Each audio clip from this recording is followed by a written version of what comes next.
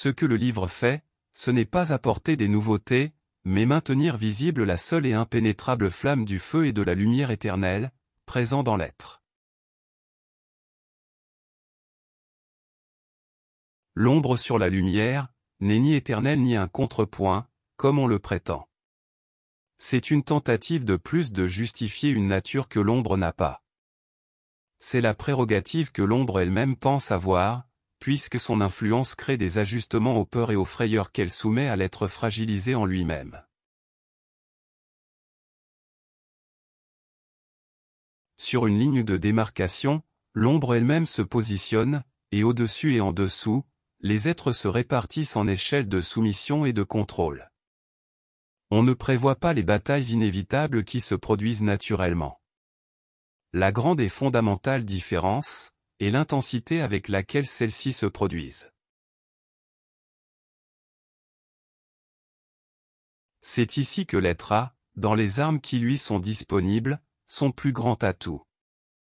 C'est ici, aussi, que les partis utilisent au maximum leurs compétences. Les angles de dissimulation, d'attaque, de contre-attaque, et d'observation, sont innombrables. Cela doit être bien compris.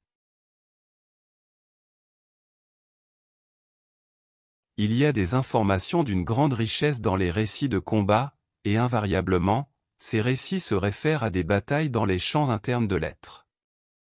Les forces rassemblées sont toutes issues de la force majeure mal comprise.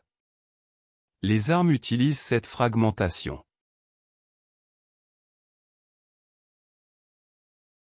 Le combat est, simplement, un côté cherchant à maintenir l'être sur le chemin, et l'autre, côté cherchant à maintenir l'être hors du chemin. Cela permet de comprendre que l'être en manifestation se manifeste sans direction.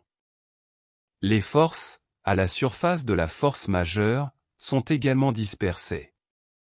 L'être prend pour lui la direction de ces forces et donne concrétisation, origine, et existence dans lesquelles il s'insère lui-même.